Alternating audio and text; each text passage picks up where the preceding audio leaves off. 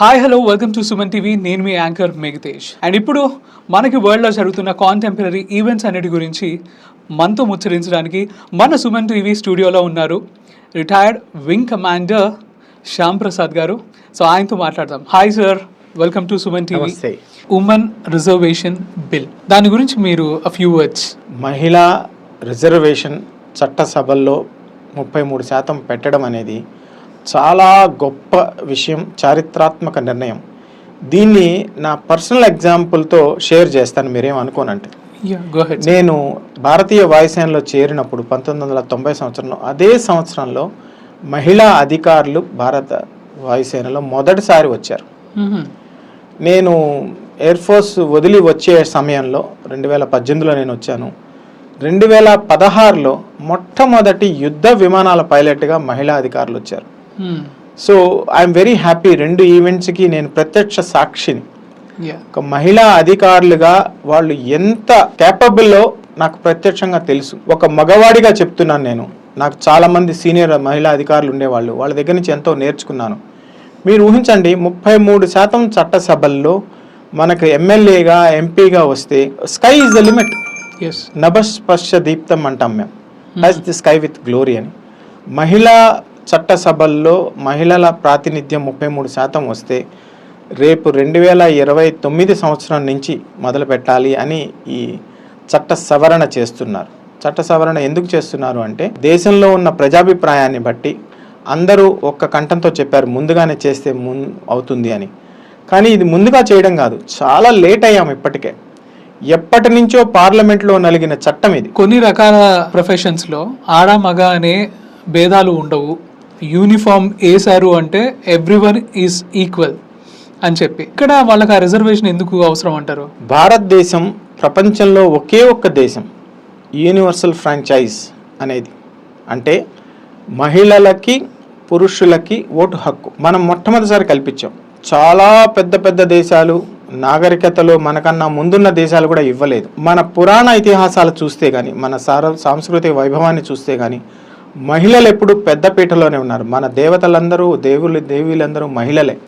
ఒక దుర్గా, ఒక సరస్వతి, ఒక అన్నపూర్ణ. అంటే మన సమాజం ఎలా అంటే, మన సభ్యత ఎలాగైతే అంటే మహిళలు దేశాన్ని కాపాడతారు. మహిళలు పురుషులతో సమానంగా కాదు, మహిళలలో పురుషులు సగభాగం, అర్ధనారీస్వత్వం నేర్పించిందే భారతదేశం. ఆ రిజర్వేషన్ అనేది ఎలా వచ్చింది అంటే, మనం రాజ్యాంగం రాసుకునేటప్పుడు ఈక్వల్ రిప్రజెంటేషన్ అని పెట్టుకున్నాం. కాలక్రమేణా మీరు అన్నట్టు ఇంప్లిమెంటేషన్ స్టేజ్ ఎలా వచ్చింది అంటే, వాళ్లకు రిజర్వేషన్ స్టేజ్కి తీసుకురావాల్సిన పరిస్థితికి మనం వచ్చేసాం. అది నిజంగా దురదృష్టకరం. వాళ్లకు అందాల్సిన భాగాన్ని ఎప్పటి నుంచో పంచాయతీరాజ్ వ్యవస్థలో రాజీవ్ గాంధీ సమయంలో అమెండ్మెంట్ జరిగింది, అంతకు ముందే జరిగింది. ఈక్వల్గా ఉండాలి కదా, మహిళలకి ఉద్యోగాలు, పురుషులకి ఉద్యోగాలు, అబ్బాయిలకి ఉద్యోగాలు, అమ్మాయిలకి ఉద్యోగాలు. అటువంటి పరిస్థితి నుంచి మనం మన సిస్టాన్ని చెడుచుకుంటూ వచ్చాం. ఇది సిస్టమ్ని రీబూట్ చేసే సమయం. బట్ ఎందుకు ఇప్పుడే?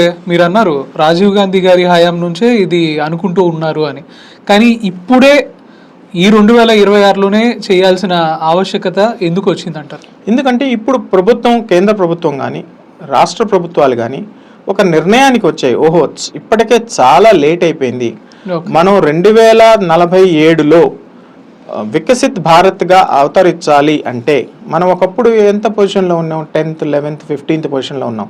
ఈరోజు మనం ఆర్థికంగా ప్రపంచంలో 3వ స్థానానికి ఎదిగాం. 3వ స్థానం నుంచి 1వ స్థానానికి రావడం చాలా కష్టం, ఎందుకంటే పోటీ తత్వం ఎక్కువైపోతుంది. మనం తట్టుకొని నడవాల్సింది చైనా అమెరికాతో పోటీ పడాలి అంటే, ఇప్పుడు నేవీ భాషలో అంటారు కదా, all the decks on board అని, all hands on the deck అని, లేకపోతే అందరూ డెక్ మీదకి ఎక్కండి అని. సో అందరూ కలిసి పనిచేస్తేనే మనం ముందుకెళ్ళగలం. అందరూ కలిసి పనిచేయాలంటే అంతకన్నా మహిళల కన్నా గొప్ప శక్తి మనకేముంటుంది? ఎందుకంటే మహిళలు by nature multi taskers. Okay. So నాతో పనిచేసిన సీనియర్ ఉమెన్ ఆఫీసర్స్ నుంచి నేను నేర్చుకున్నది అదే. నేను ట్రైనింగ్ చేసేటప్పుడు కూడా నాతో పాటు ఉమెన్ ఆఫీసర్స్ చాలామంది ఉండేవాళ్ళు. నేను ట్రైనింగ్ చేసిన 1998, 99లో వాళ్ళు సమానంగా ఫిజికల్ యాక్టివిటీస్లో పాల్గొనేవాళ్ళు, స్విమ్మింగ్లో పాల్గొనేవాళ్ళు, పెరేడ్లో పాల్గొనేవాళ్ళు, చదువుల్లో పాల్గొనేవాళ్ళు. మీరు అన్నట్టు మహిళ మగ తేడా కనిపించేది కాదు, ఎందుకంటే అంత పోటీతత్వం ఉండేది. అది ఫోర్సెస్లో మేము పాటిస్తున్నామే కానీ బయట సమాజానికి వచ్చేతలకి వాళ్ళకు అవకాశాలు అందిపుచ్చుకోవడంలో అసమానతలు కనిపిస్తున్నాయి. దాన్ని నివారించడానికి ఈ చట్టాన్ని తీసుకొచ్చారు.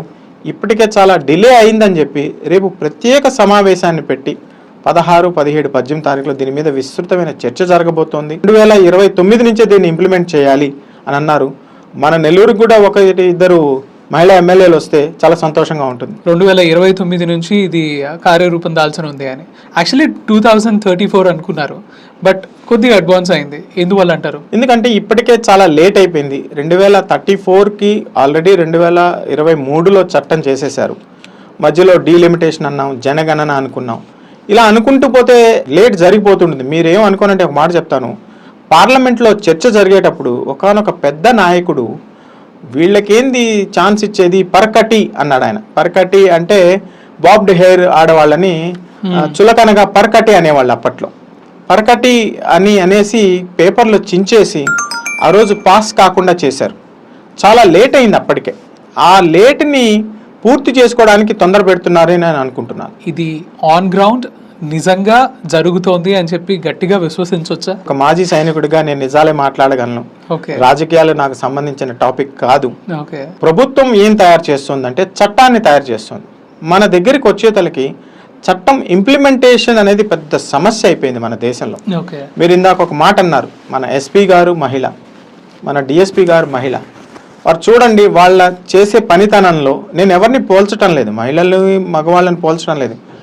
వాళ్ళకు ఎంత టఫ్ కండిషన్స్ ఉంటాయో, పోలీస్ సిచ్యువేషన్, పోలీసింగ్ అనేది వాళ్ళు నిర్వర్తిస్తున్నారా లేదా? ధైర్యంగా నిర్వర్తిస్తున్నారు.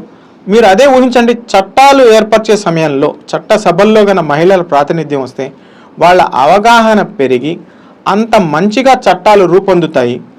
ఓవరాల్గా సమాజం బెనిఫిట్ అవుతుంది. మీ అనుభవం అండ్ మీ నాలెడ్జ్ని షేర్ చేస్తూ ఉండాలి.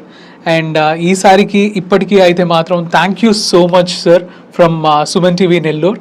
అండ్ మీరు రావడమే కాదు, ఎన్నో ముఖ్యమైన విషయాల మీద మీ యొక్క అనుభవాన్ని అండ్ మీ నాలెడ్జ్ని షేర్ చేశారు.